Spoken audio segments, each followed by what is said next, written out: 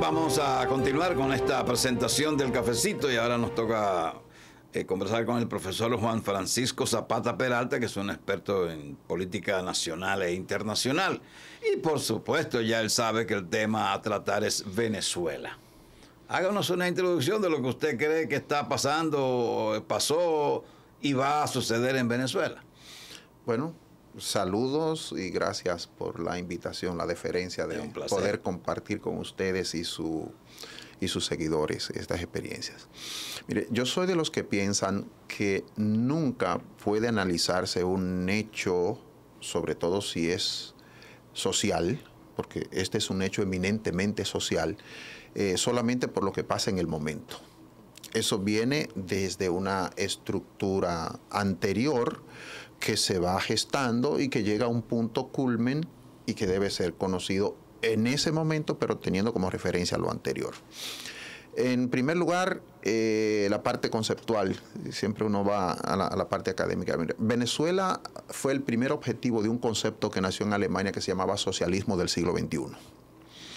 Y el socialismo del siglo XXI trataba de recomponer el concepto de socialismo que se tenía y que nosotros nada más conocíamos la experiencia de Rusia, bueno, de la ex Unión de Repúblicas Socialistas Soviéticas y la experiencia de Cuba.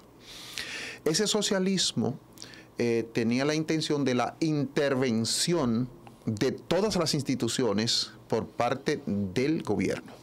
¿Entiendes? Un centralismo en quien tuviera la administración del Estado, por lo cual degeneró en dictadura. Y al degenerar en dictadura ya hay un conjunto de elementos que se van perdiendo. El único de esos países que logró detenerse en un momento fue China, a partir de que Deng Xiaoping se puso a reestudiar a Mao Zedong. Espérate, si nosotros centramos todo el quehacer en las decisiones del Estado, las oportunidades de producción se van a perder, porque estamos creando sociedades parasitarias. Gentes que les resuelven todo, les aseguran educación, les aseguran salud, les aseguran alimentación, se quedan allí tantito postrados esperando que llegue el fin de mes, el fin de quincena para que me provean todo y yo vivo de manera parasitaria. Es la explicación por la cual el socialismo ha fracasado en casi todos los países del mundo. En Venezuela se dio un caso parecido a ese socialismo, pero en el capitalismo. Y fue la famosa cultura del dame dos. Fue archiconocida, sobre todo en la década de los 80. La cultura del dame dos es que el estado de bienestar de Venezuela era tan elevado que donde iba un venezolano a consumir algo, le decía, ¿qué precio tienes hasta tanto? Dame dos, dame dos. Pero se creó la cultura del petróleo y se creó una cultura parasitaria parecida al socialismo, lo que significa que esa revolución que inició Chávez en Venezuela, la gente del capitalismo lo entendió sumamente fácil porque en el capitalismo vivía en esa provisión que daba el petróleo. Venezuela dejó de producir, sus campos se convirtieron en la parte activa del pasivo que dejaba la explotación del petróleo. La gente simple y sencillamente vivía del bienestar del Estado y este pueblo cayó en una debacle. Llega el fenómeno Chávez y la gente andaba buscando una forma diferente de ver la administración del Estado, porque desde que Rómulo Betancourt fue presidente, todos los presidentes de Venezuela lo que apostaban era a ser proveedores de las grandes mayorías nacionales porque tenían las riquezas. Al darse la caída del petróleo, porque el Pacto de San José ya no daba tantas facilidades como daba anterior, una asignación especial a cada uno de los pueblos que formaban parte del Pacto de San José.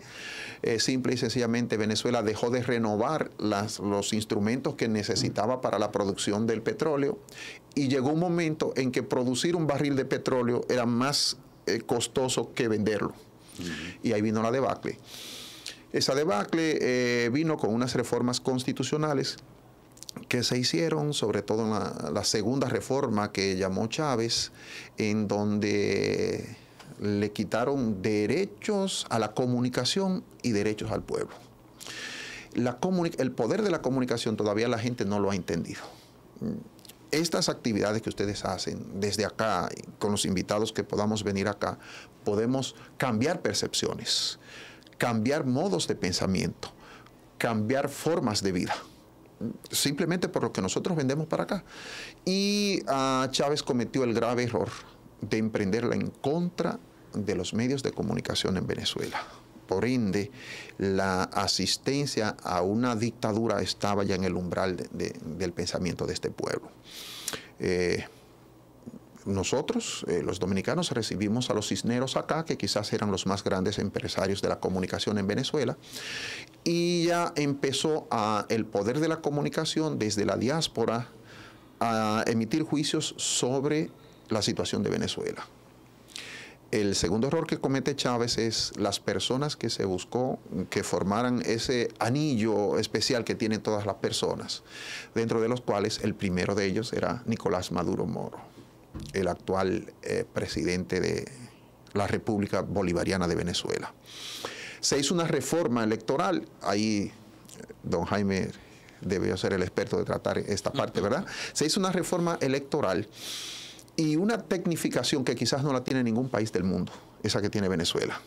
La razón fundamental, aunque la ley orgánica del sistema electoral de Venezuela establece previamente de que hay que hacer una auditoría, pero con unas proporciones, y ahí es que está el grave problema que tienen los opositores ahora. Se olvidaron defender la situación en la mesa electoral. En eso coincide con la ley nuestra. Sí. Todos estos movimientos que se están haciendo en Venezuela ahora tienen un grave problema, y es que dejaron pasar el momento estelar para poder hacer las impugnaciones, las solicitudes y demás. ¿Qué se establece en ese sistema electoral que tiene Venezuela?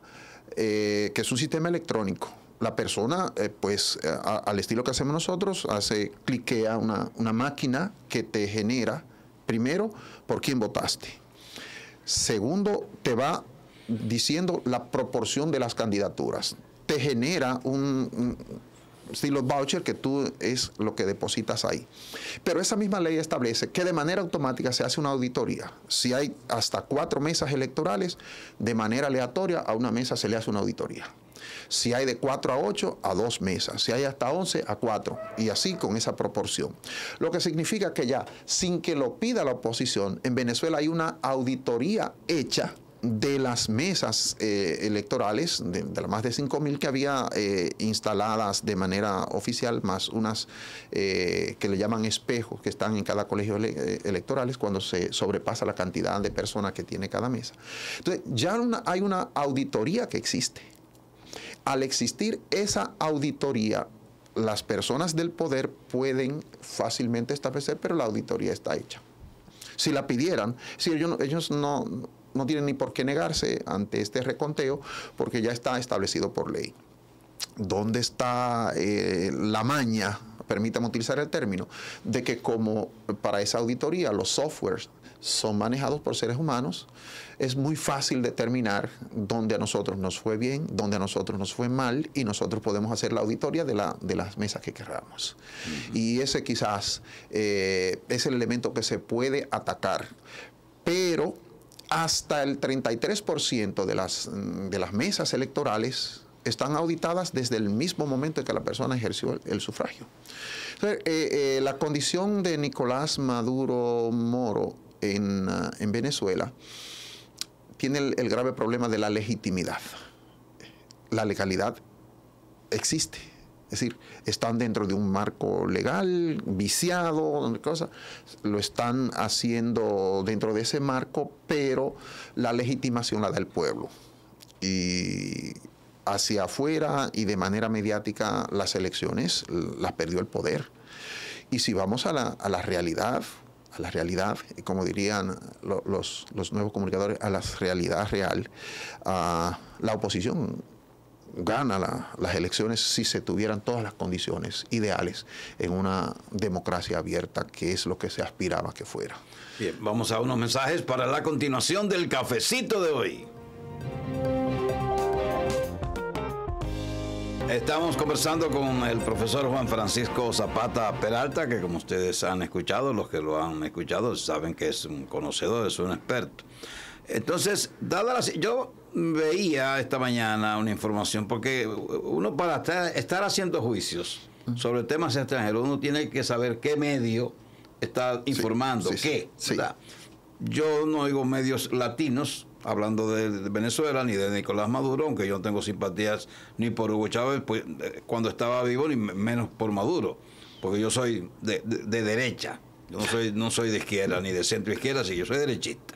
Yo estaba sentado a la derecha de Ronald Reagan, que es mucho decir. Entonces, yo no creo en eso de democracia así, y hemos visto el fracaso de las democracias que se está admitiendo hoy día. Claro. Pero leí esta mañana en BBC, que ya me infunde un poco más de criterio, que los pobres están participando en las protestas.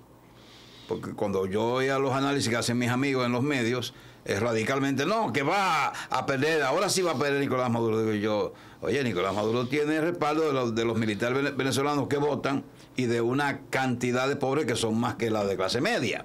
Pero ahora que veo que los pobres estaban protestando, digo, bueno, las cosas parece que estaban un poco más equilibradas, pero aún así una persona que esté en el poder no vaya a elecciones a perderla en un sistema como el de Venezuela. Entonces, ¿cuál será el futuro de Venezuela? ¿Se queda Nicolás Maduro como presidente? Mire, yo hacía una comparación con la experiencia de México, que casi fue la misma con López Obrador. Estos son movimientos momentáneos. El punto más elevado de la calefacción, que se llama punto de ebullición, pero llega un momento que al apagar lo que genera el fuego va bajando, y llegará el momento en que pues esto se quede así como está. Las facilidades que desde el gobierno le iban a dar a la oposición ya se la dieron con decir que sacaron un 44%. Es decir, lo aproximaron muchísimo. Lo aproximaron muchísimo. Sí. Mire, María Corina anda diciendo que ellos tienen un 73% y que lo crearon por una web. Eso es una vulgar mentira. No estoy diciendo que ellos no tengan quizás mayorías. No hicieron lo que debieron hacer, que fue que las personas que viven en el extranjero se empadronaran. Las personas que viven en el extranjero son casi la totalidad de los que votaron en las elecciones en Venezuela. Pero la denuncia que hacen personas del extranjero es que justamente los criterios para poder ingresar o para poder inscribirse eran tan estrictos y fueron criterios sumados en estas elecciones que la mayoría no pudo ni siquiera acceder y tan solo un 1% de esa cantidad pudo hacerlo. Ese argumento se le cae a esa gente porque un 1% lo pudo hacer, porque esos no lo pudieron hacer. Claro que le ponían obstáculos, porque el objetivo era que ellos no se inscribieran, porque todo el que se fue de Venezuela huyendo del régimen es seguro que es un votante en contra del presidente. Claro. Le pusieron todos los obstáculos. El problema es que muchas de esas personas que se fueron de Venezuela se encuentran cómodos donde están. Muchos, no estoy diciendo todos. Y cuando le pusieron dos obstáculos, vamos a decir eso. Y además el poder mediático decía, nosotros ganamos como quiera. Se dejaron seducir por el control mediático de que ganamos como quiera y no hicieron el esfuerzo extra de esos 69,000 que sí pudieron hacerlo. Si esos 69,000 lo pudieron hacer, los 7 millones pudieron haberlo hecho. Faltó orientación. La razón fundamental por qué faltó orientación es que los opositores en Venezuela nunca se han bebido un café juntos. El grave problema que tiene la oposición venezolana, y que si siguen así van a quedar fuera del poder siempre, es que nunca se han puesto de acuerdo. ¿O usted cree que Leopoldo López y Enrique Capriles se beben un café juntos? ¿O usted cree que María Corina es de la gente de Guaidó? Estoy haciendo ciertas comparaciones, ¿no? El problema es que los egos les hacen creer que ellos tienen el poder en sus manos y que van a resolver la situación. Profesor, y aprovechando y haciendo un paréntesis oportuno en esos personajes que usted menciona y que se han erigido como los salvadores en momentos cruciales históricos de Venezuela y que luego vemos que desaparecen, ¿a qué obedece eso? ¿Y por qué hay un patrón repetitivo en todos los personajes? Bueno, ocurrió con Guaidó, que incluso muchísimos países... Ese iba a preguntar, ¿y dónde está Guaidó? Bueno, Guaidó yo lo vi en un video caminando por una ciudad que no se sabía si era en Venezuela o no. Yo no sé dónde está Guaidó. Miami. Ah, bueno. Mire, es que cuando Estados Unidos tenía la intención de mantener su hegemonía sobre Latinoamérica, tenía ese personaje que era Guaidó. El caso es que Estados Unidos no se dio cuenta que fue perdiendo la estelaridad en su zona de influencia geográfica, geopolítica, por estar metiéndose en los problemas Rusia y Franja de Gaza. Entonces, China tuvo una presencia tan elevada, que cada vez que Estados Unidos sacaba la cabeza con una persona que quizás le iba a representar sus intereses, entonces buscaban la alternativa de sacarlo. A Guaidó le sacaron todo, hasta un sometimiento que tiene a nivel internacional. Entonces, era un personaje puesto por los Estados Unidos allí, y los venezolanos sí saben defender su identidad, su condición de pueblo que busca resolver sus problemas ellos mismos. Y por eso muchos pueblos no tratan el tema Venezuela, porque en Venezuela la injerencia la castigan grandemente. Pero es lo mismo que ocurrió entonces con Capriles, con Leopoldo López. Sí, ¿dónde está esa gente? Simple y sencillamente fueron personas construidas por el momento, construidas para una situación específica, y no creyeron en más nadie que en ellos, y no crearon bases en la sociedad. Son personas que nacieron por un punto de inconformidad, pero siendo haraganes en el quehacer político. El que es político, en la verdadera dimensión del concepto de ser político, es un trabajador 24 horas. Entonces ellos aparecieron como muchachones encantadores, con cierto nivel de popularidad, pero no sentaron bases. No tenían un partido fuerte, no tenían estructuras en la sociedad. Fueron de momento, el momento no les fue ideal y desaparecieron. Pues es lógico pensar entonces que eso forme parte hasta de la resignación de los venezolanos. Claro. De ver que las mínimas puertas de salida se diluían tan rápido. Y de manera definitiva, porque no levantan la cabeza jamás. Sí, y se siguen diluyendo. Mire, este personaje, cómo fue traído, Edmundo González Urrutia.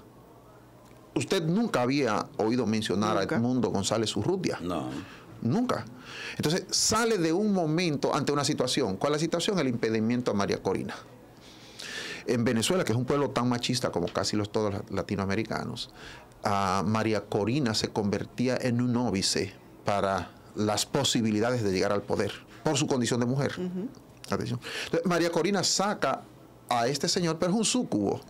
Es una persona que hasta para hablar, es lerdo, sin propuestas fijas. Entonces, María Corina tuvo que echarse al hombro esta candidatura, decir en los discursos, ser ella, pero el pueblo también sabía que si este llegaba a ser presidente, iba a ser el títere de la titiritera que iba a estar detrás, que con los resentimientos que se arrastran por la historia misma de Venezuela, iban a tener el problema grave de que la constitución que tiene Venezuela, nada más como un sistema de Maduro, se puede gobernar Venezuela. Bien. Así, porque ellos se han encargado de ir construyendo y fortaleciendo toda la estructura. Está construida de forma tal que solamente Maduro o un seguidor de Maduro pueda. O sea que aún llegando a la oposición en el utópico escenario, ni siquiera podrá gobernar de manera oportuna, porque hay estructuras y bases que no se lo permitirían. Sí, toda la legislación. Bien, vamos a unos mensajes. Después de los mensajes vamos a hablar algo de las elecciones de Estados Unidos y sus candidatos. Perfecto. Vámonos. Bien, en la parte final con nuestro invitado Juan Francisco Zapata Peralta, que es profesor de Ucamaima y es un experto en asuntos de política nacional e internacional.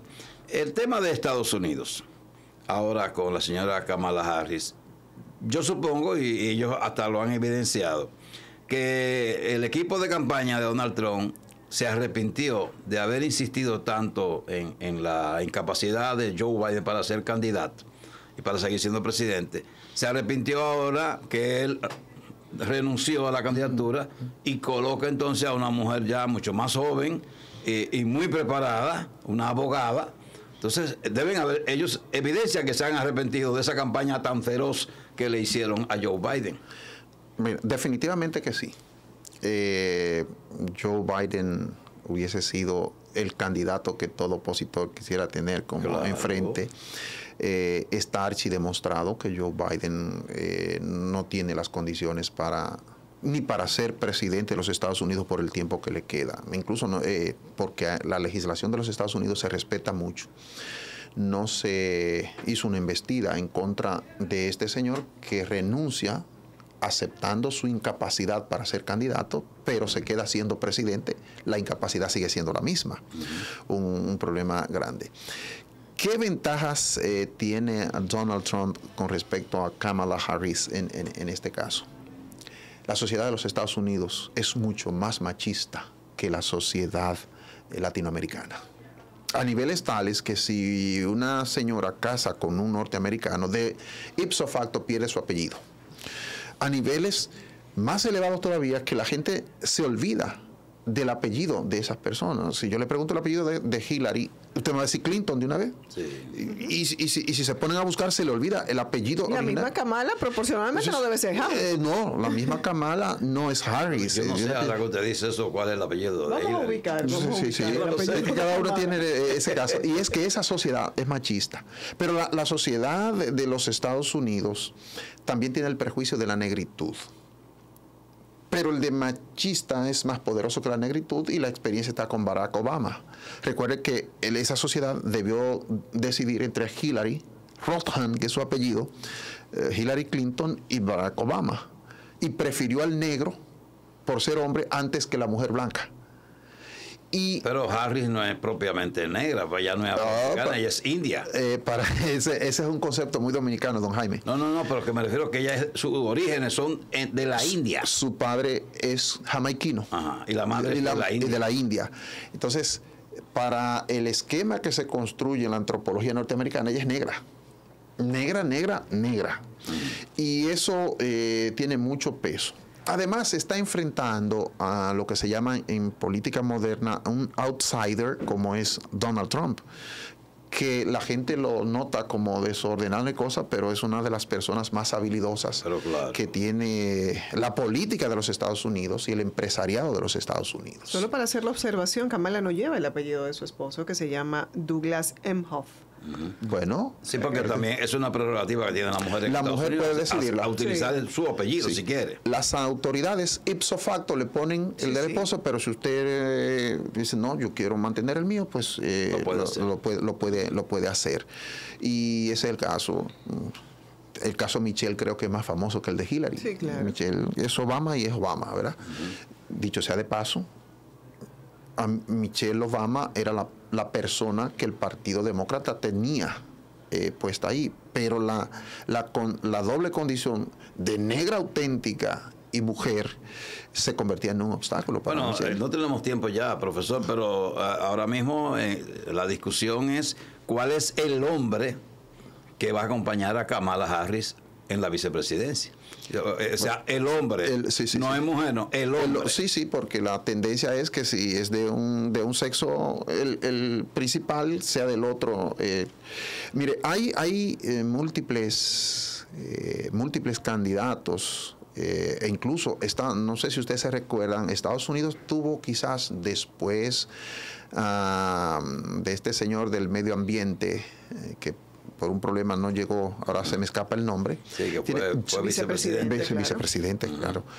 John Edwards, no sé si han ido a mencionar, aquel que se retiró porque se descubrió que su esposa tenía cáncer. Y está ahí. Tiene todas las condiciones como para ser la persona que acompañe a Kamala Harris. Pero, profesor, ya no tenemos tiempo. Rápido, ¿podría ella ganarle a Donald Trump? Es la pregunta rápida. Bueno, usted me está hablando, podría, es una posibilidad. Si las elecciones son hoy, Donald Trump se queda en el poder. Vuelve al poder. Porque Kamala Harris en este momento está siendo el producto del momento. Habrá que ver ahora cuando aparezca un debate, cuando haya que proponer su programa de gobierno. Ella quiere un debate. Sí, claro, porque ella tiene un único norte de atacar a Donald Trump. Sí. Y empezará diciendo, y mire, quizás no nos vayamos a ver nosotros, empezará diciendo, yo fui fiscal y a todo el violador, a todo el que cosa, yo lo enfrenté. Sí, pues ella fue fiscal de San Francisco y fiscal general de California. California. O sea que tiene capacidad. Gracias, profesor. Bueno, siempre a la orden. Juan Francisco Zapata Peralta, que cuando tenemos que consultar algo en materia internacional, pues hablamos con él. Así es. Para que nos ayude a descifrar ese mundo tan extraño, aunque mucha gente cree que lo conoce. Terminamos el cafecito. Gracias, buen día. Lo que sigue es Salud Dando.